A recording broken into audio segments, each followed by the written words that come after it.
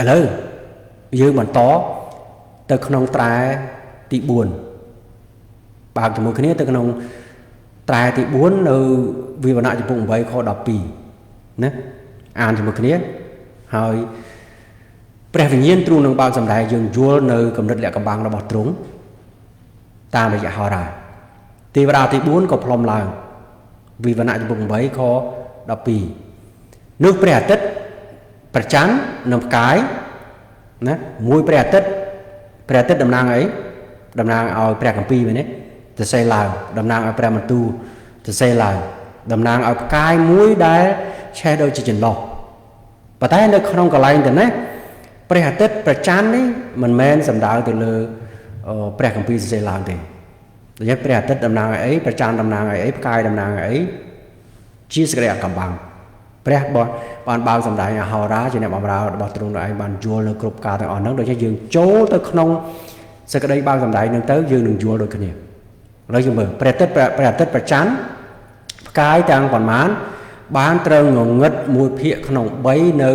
ពេលថ្ងៃគ្មានពន្លឺ1ភាគក្នុង3ពេលយប់ក៏មិនមានពន្លឺ1ភាគក្នុង3គឺដូចឆ្នោះហ្នឹងបែរថាដូចគ្នាណា1ភាគក្នុង3គាត់គេទៅសេជាពាក្យកាត់ឬក៏អក្សរកាត់ដើម្បីយើងងាយស្រួលកុំឲ្យប្រើ space បន្តិចណាតែនេះបងប្អូន the sun the moon the star was smitten អង់គ្លេសប្រើពាក្យ smitten ខ្មែរយើងប្រើពាក្យថាងងឹតព្រះអាទិត្យព្រះច័ន្ទផ្កាយត្រូវបានងងឹតបានន័យថាអត់មានពន្លឺព្រះអាទិត្យគឺមានអំណាចដើម្បីបំភ្លឺមកនេះព្រះអាទិត្យទៅជាលែងភ្លឺ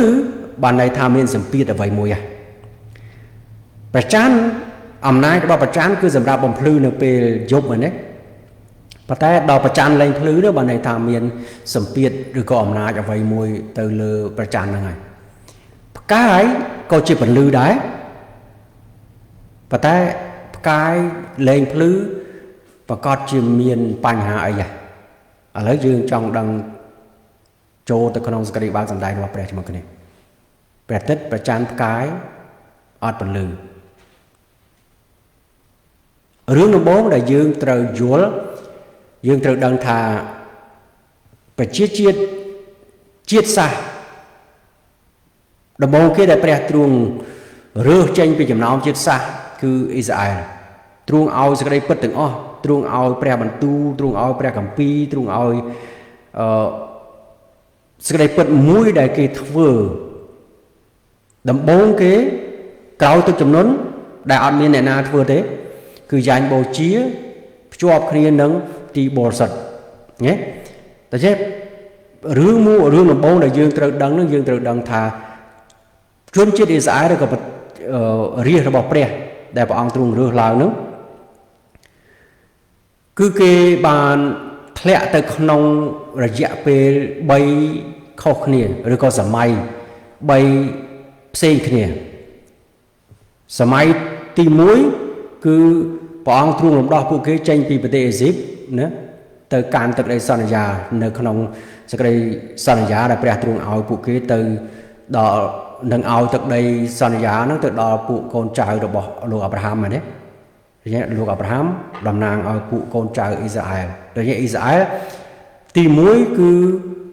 ព្រះរំដោះពួកគេចេញពីទឹកដីសន្យាទៅកាន់សំទោសពីប្រទេសអេស៊ីបពីកញ្ជារបស់អេស៊ីបទៅកាន់ទឹកដីសន្យាឲ្យមានសេរីភាពរួចហើយឲ្យទៅរស់នៅទឹកដីដែលព្រះអង្គទ្រង់រៀបចំឲ្យទី2ណាសម័យទី2ឬក៏រយៈពេលទី2គឺនៅក្នុងពេលដែលគេគ្រប់គ្រងឬក៏សោយរាជឬក៏ស្នាក់នៅក្នុងទឹកដីសន្យាហ្នឹងឯងរហូតទៅដល់ពួកគេបានត្រូវចាប់ទៅជាឆ្លើយនៅក្នុងប្រទេសបាប៊ីឡូនបងប្អូននៅកន្លែងទៅនេះតើព្រះទ្រង់សំដៅទៅលើអ៊ីស្រាអែលទាំងអស់សំដៅទៅលើទាំង12តកូលណាឬក៏ពួកយូដាសម្រាប់ឲ្យ2តកូលបើយើងសិក្សាមកបងប្អូនដឹងថាពួកអ៊ីស្រាអែលនៅឆ្នាំសម្ដៅ10តកូល គឺនៅក្នុងឆ្នាំ721 BC Assyrian ឃើញAssyrian មកយកពួកគេទៅកម្ចាត់កម្ចាយពួកគេទៅពេញពីពិភពលោកបាត់រហូតដល់សប្តាហ៍ថ្ងៃនៅក្នុងឆ្នាំ606បាបាឡោនបានមកយកពួក Assyrian 10មកយក10តកូលទៅបាត់ហើយកំណើអ៊ីស្រាអែលណាឥឡូវមកដល់ឆ្នាំ606បាបាឡោនបានមក conquer បានមកយកជ័យជំនះនៅលើយូដាតំណាងឲ្យតកូលទាំងពីរនេះណាចាប់ទៅជាឆ្លើយតែចឹងនៅវគ្គទី2ហ្នឹងឯងបាបាឡោនមកយកយូដាទៅចាប់ទៅជាឆ្លើយ70ឆ្នាំនៅក្នុងប្រទេសបាបាឡោនឃើញទេអញ្ចឹងបានជាមួយវគ្គទៀតវគ្គទី3ហ្នឹងគឺរំដោះពីបាបាឡោនក្រោយមក70ឆ្នាំណានៅជាកញ្ជះរបស់បាបាឡោន70ឆ្នាំក្រោយ70ឆ្នាំព្រះអង្គរំដោះពួកគេឲ្យមកទឹកដីសន្យាវិញអ៊ីស្រាអែលដែលអាស៊ីរៀនយកទៅនោះណានៅឆ្នាំ721ហ្នឹងអត់ត្រឡប់មកអ៊ីស្រាអែលវិញទេអត់មកទឹកដីសន្យាវិញទេប៉ុន្តែយូដាដោយយល់ដល់ដេវីតព្រះអង្គទ្រង់រក្សាពួកគេឲ្យគង់វង្សទោះបីជាទៅជាឆ្លើយក៏ដោយគេនៅតែនឹកចាំនៅព្រះបន្ទូលរបស់ព្រះដែលព្រះអង្គទ្រង់មានបន្ទូលហើយព្រះអង្គដែលស្ដេចសាឡូមោនអធិដ្ឋានអង្វរដល់ព្រះហ្នឹងណានៅពេលដែលគាត់នៅមានសេចក្តីជំនឿពេញពោពេញនៅឡើយហ្នឹងណាថាបើរាជរបស់ទ្រង់ទៅទីកន្លែងណាក៏ដោយបើគេអធិដ្ឋានបែរមករកព្រះវិហារដែលព្រះឲ្យលោកសង់ណាដែលលោកសង់សម្រាប់ព្រះឈ្មោះរបស់ព្រះយេហូវ៉ាហ្នឹងព្រះអង្គសូមឲ្យព្រះអង្គបានស្ដាប់គេផងហើយយើងឃើញថាដានីយ៉ែល3ថ្ងៃមួយថ្ងៃ3ដងលោកបើកបង្អួចទៅទិសខាងជើងសំដៅទៅលើព្រះវិហាររបស់ព្រះយេហូវ៉ាអធិដ្ឋានពីណាមកពីបាបាឡោនមកអូខេអធិដ្ឋានពីបាបាឡោនមកហើយព្រះអង្គទ្រង់នៅចុងបំផុតនៃ70ឆ្នាំគឺព្រះអង្គទ្រង់រំដោះពួកគេឲ្យមកទឹកដីសន្យាវិញរស់នៅលើក្នុងទឹកដីសន្យារហូតទៅដល់ការយាងមកវិញលើកទី1របស់ព្រះយេស៊ូវគឺមានថាព្រះបន្ទូលត្រឡប់មកជាសាច់ឈាមដើរនៅជាមួយនឹងអ៊ីស្រាអែលខាងសាច់ឈាមឃើញទេវគ្គទី3ទេបងប្អូននៅក្នុងវគ្គទាំង3ហ្នឹងវគ្គណាមួយដែលធ្វើឲ្យប្រច័ណ្ឌព្រះអាទិត្យនិងផ្កាយងងឹតនោះណាគឺនៅក្នុងវគ្គទី2ណានៅក្នុងវគ្គទី2ពីព្រោះនៅក្នុងវគ្គទី2ហ្នឹងគឺពួកគេនៅក្នុងបាបាឡោនជាកញ្ជះរបស់បាបាឡោនពួកគេអត់អាចធ្វើយ៉ាញ់បូជាបានទេពួកគេអត់អាចមានទីបរិសុទ្ធរបស់ព្រះបានទេឃើញទេពីព្រោះបាបាឡោននៅពេលដែលមកចាប់យកឬក៏មកឈ្នះមកវាយឈ្នះពួកយូដានៅក្នុងទឹកដីសន្យាហ្នឹងគឺបំផ្លាញព្រះវិហារដែលតំណាងឲ្យtemple អង់គ្លេសថា temple ណាឬក៏ទីបរិសុទ្ធណាបំផ្លាញចោលដុតចោលឃើញទេអត់អាចបើគ្មានព្រះវិហារអត់មានទីបរិសុទ្ធយ៉ាញ់បូជាមិនអាចធ្វើបានទេតែពួកគេនៅក្នុងវគ្គទី2គឺសម័យរបស់ស្ដេចនៅក្នុងវគ្គទី2ឬក៏សម័យទី2ហ្នឹងពួកគេមិនអាចធ្វើយ៉ាញ់បូជាពួកគេមិនអាចភ្លឺពន្លឺដែលព្រះទ្រង់ឲ្យសេចក្តីពិតដែលព្រះទ្រង់ឲ្យដល់ក្រុមទី1ឬក៏ព្រះវិហារទី1ហ្នឹងมันអាចភ្លឺបានទេពីព្រោះគេនៅក្នុងកញ្ជះរបស់បាបាឡោននេះបងប្អូនដឹងនៅក្នុងការហ្នឹងណាសម័យកាលគឺព្រះអាទិត្យប្រច័ណ្ឌផ្កាយត្រូវបានងងឹតគឺជាសម័យកាលដែលគ្រប់គ្រងដោយស្ដេចអញ្ចឹងបានជាក្រោយទឹកចំនួនរហូតមកដល់ឈើឆ្កាងគឺជាសម័យរបស់ស្ដេចគ្រប់គ្រងដោយសារស្ដេចក្រោយពីឈើឆ្កាងមកគឺសំបីតែអ៊ីស្រាអែលសពថ្ងៃក៏មានប្រធានាធិបតីដែរមែនទេ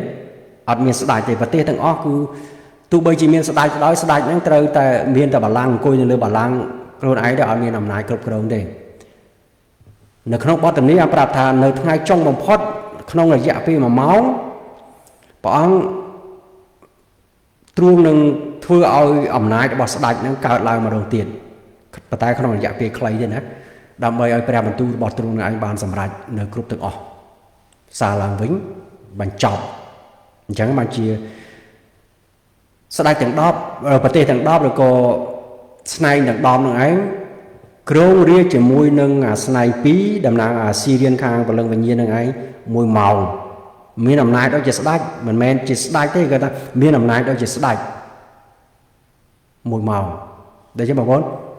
សម័យប្រជាជាតិអ៊ីស្រាអែលជាប់ជាទាសករនៅក្នុងបាប៊ីឡូនដែលធ្វើឲ្យ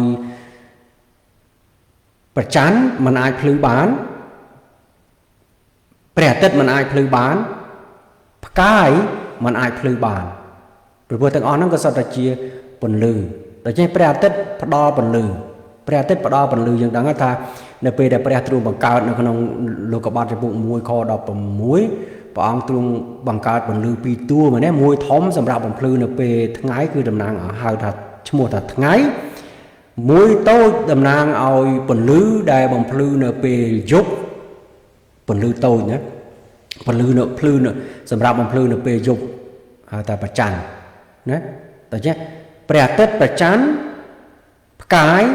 អត់ភ្លឺនៅក្នុងរយៈពេលនៅក្នុងកញ្ចះរបស់បាប៊ីឡូនអញ្ចឹងបានជាបើបងប្អូនមើលទៅក្នុងសេចក្តីពិតដំបូងគេនៅក្នុងក្រុមទី1ក្រោយទឹកចំនួនដែលព្រះទ្រង់បានរើសកូនចៅអ៊ីស្រាអែលនឹងឯងគឺសេចក្តីពិតដែលព្រះទ្រង់ឲ្យគេធ្វើនៅកណ្ដាលពិភពលោកជាពន្លឺដំបូងគេនៅផែនដីអ្នកណាដែលទទួលពន្លឺនឹងគេនឹងបានជីវិតគេនឹងរស់គេនឹងបានឈាមនេះតំណាងឲ្យជីវិតគឺយ៉ាញ់បូជាភ្ជាប់គ្នានឹងទីបរិសុទ្ធបើទីបរិសុទ្ធត្រូវបំផ្លាញចោលយ៉ាញ់បូជាមិនអាចធ្វើបានទេអញ្ចឹងបានជានៅក្នុងសម័យបាប៊ីឡូនចាប់ពួកអ៊ីស្រាអែលទៅជាឆ្លើយគឺពួកអ៊ីស្រាអែលមិនអាចធ្វើយ៉ាញ់បូជាបានដោយព្រោះมันមានទីបរិសុទ្ធតំណាងឲ្យប្រច័នណាព្រះអាទិត្យមិនអាចភ្លឺបានទេសេចក្តីពិតដែលតំណាងឲ្យព្រះអាទិត្យនោះណាពន្លឺធំនោះណាពន្លឺធំភ្លឺទៅបានតតែមានព្រះវិហារយ៉ាញ់បូជាធ្វើទៅបានតតែមានព្រះវិហារផ្កាយតំណាងឲ្យអ្នកធ្វើការថ្វាយព្រះយេហូវ៉ាគឺនៅកន្លែងទៅនេះផ្កាយកន្លែងនេះតំណាងឲ្យពួកកូនចៅអ៊ីស្រាអែលនៅជាប់ជាឆ្លើយតំណាងឲ្យផ្កាយគឺมันអាចធ្វើយ៉ាញ់បូជាបានទេពីព្រោះប្រច័នតំណាងឲ្យព្រះវិហារនឹងក៏ត្រូវបានបំផ្លាញចោលដូច្នេះពន្លឺដែលជាសេចក្តីពិតដែលជាព្រះអាទិត្យនឹងតំណាងឲ្យយ៉ាញ់បូជាភ្ជាប់នឹងទីបរិសុទ្ធនឹងมันអាចភ្លឺបានទេឃើញទេ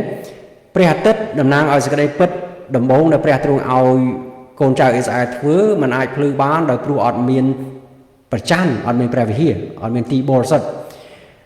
ផ្កាយអ្នកធ្វើការมันអាចធ្វើទៅបានទេពីព្រោះនៅជាប់ជាឆ្លើយនៅកញ្ចះរបស់អេស៊ីបអត់មានសេរីភាពទេមែនទេគេអស្ចារ្យទេឃើញទេនៅក្នុងរយៈពេលដែលផ្កាយប្រច័នព្រះអាទិត្យប្រច័នផ្កាយអត់មានពន្លឺឬក៏ងងឹតហ្នឹងនៅក្នុងរយៈពេលនៃស្ដេចគ្រប់គ្រងពួកគេនៅក្នុងសម័យ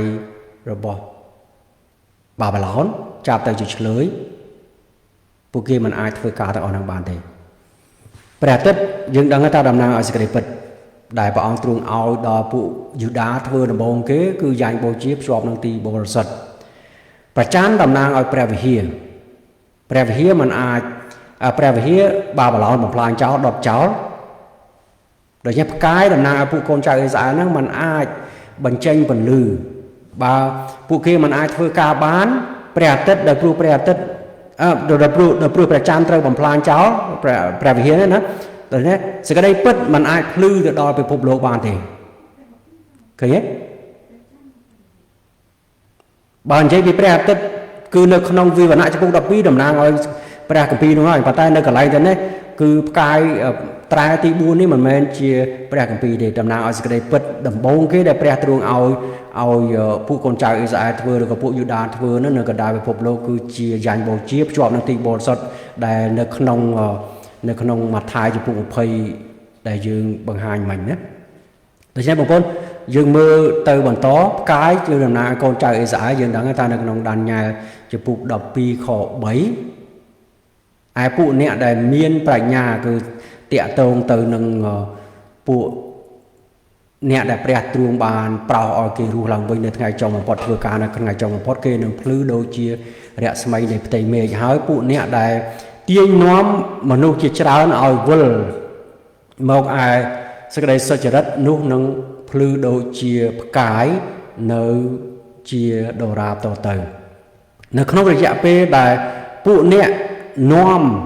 ណាមនុស្សជាច្រើនទាញនាំមនុស្សជាច្រើនឲ្យមកឯសេចក្តីសុចរិតនោះគឺនៅក្នុងរយៈពេល probationary time គឺនៅក្នុងរយៈពេលទ្វារនៃសេចក្តីសង្គ្រោះនៅតែបើកនៅឡើយមានពួកបរិសុទ្ធទៅនាំពួកគេឲ្យមកទទួលនៅសេចក្តីសុចរិតបែរយើងដឹងថាអ្នកដែលទទួលនៅសេចក្តីសុចរិតគឺបែរថាពួកគេអត់ស្លាប់ទេគេរស់ពីផែនដីនេះទៅហើយព្រះអង្គទ្រង់យកគេពីផែនដីនេះទៅទាំងរស់មិនពួកសេចក្តីស្លាប់ទេឃើញទេចំពោះអ៊ីស្រាអែលខាងសាច់ឈាមពួកគេមិនអាចធ្វើការទាំងអស់នឹងបានដោយព្រោះគេនៅក្នុងកញ្ជះរបស់បាបឡោនណាពួកគេអាចធ្វើបានទេនេះបងប្អូនយើងនឹកចាំពីសបិនរបស់ព្រះឲ្យដល់លោកយូសែបជាអ្នកបម្រើរបស់ទ្រង់នេះការអ្នកដែលជ្រើសព្រះអង្គទ្រង់ជ្រើសរើសទេគាត់បានយូសែបបានសបិនឃើញថាប្រច័នព្រះអាទិត្យផ្កាយទាំង11ឃើញផ្កាយនៅកន្លែងនេះតំណាងឲ្យពួកកូនចៅអេសាយព្រោះ11គឺតំណាងឲ្យបងរបស់យូសែបបងប្អូនរបស់យូសែប11នាក់មែនទេរួមទាំងយូសែប12អញ្ចឹងបានជាយូសែបជាអ្នកយសបដែលជាអ្នកដែលព្រះទ្រង់ឲ្យសបិនឃើញផ្កាយ11តំណាងឲ្យបងប្អូនរបស់គាត់11នាក់ហ្នឹងមក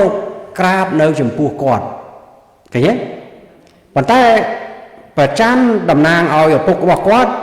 ព្រះអាទិត្យតំណាងឲ្យម្ដាយរបស់គាត់ហ្នឹងក៏ក្រាបនៅចំពោះគាត់ដែរ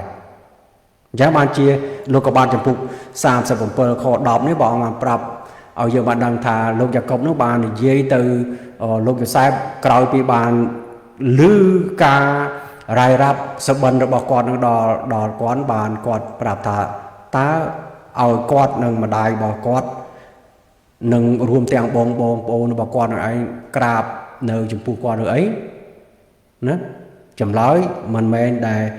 គាត់ត្រូវឆ្លើយទេពីព្រោះការទាំងអស់ហ្នឹងគឺមកពីព្រះមែនទេសំដៅទៅលើអីមិនមែនគេទៅក្រាបនៅចំពោះអ៊ីសាអែលខាងសាច់ឈាមនៅក្នុងសាច់រឿងបងប្អូនដឹងគឺពួកបងទាំងបងប្អូនទាំង12 11នាក់របស់គាត់ហ្នឹងបានកាលការហ្នឹងគេថាទៅក្រាបនៅចំពោះយូសែបនៅពេលដែលព្រះបានលើកយូសែបនៅជារដ្ឋមន្ត្រីនៅក្នុងប្រទេសរបស់អេស៊ីបណាហើយយើងដឹងនៅក្នុងសាច់រឿងហ្នឹងហើយប៉ុន្តែ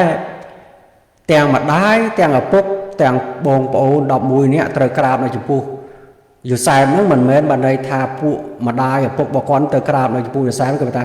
ពួកគេត្រូវចូលទៅក្នុងគោលលទ្ធិពិតរបស់ព្រះដែលឲ្យតាមរយៈយូសែបឃើញទេគឺជាពួកគេពួកយូសែបនៅកន្លែងទៅនេះមិនមែនជាយូសែបធម្មតាទេណានៅពេលដែលយូសែបក្លាយជារដ្ឋមន្ត្រីនៅក្នុងប្រទេសអេស៊ីបហ្នឹងគឺតំណាងឲ្យព្រះយេស៊ូវនៅក្នុងសេចក្តីសរសេររបស់ហោរាប្រុសបានបញ្យល់ប្រាប់យើងនៅកន្លែងហ្នឹងច្បាស់ណាគឺតំណាងឲ្យព្រះយូសែបនៅកន្លែងហ្នឹងតំណាងឲ្យព្រះយេស៊ូវព្រោះប្រទានប្រគល់ឲ្យជីវិតណាឲ្យអាហារឲ្យពូតឲ្យអ្វីដែលគេត្រូវការនំប៉័ងអីទាំងសពបែបយ៉ាងហ្នឹងគឺតំណាងអញ្ចឹងបានជាហោរាបានព្រះវិញ្ញាណឲ្យលោកសរសេរប្រាប់យើងថាយូសែបនៅកន្លែងហ្នឹងតំណាងឲ្យព្រះយេស៊ូវអាមែន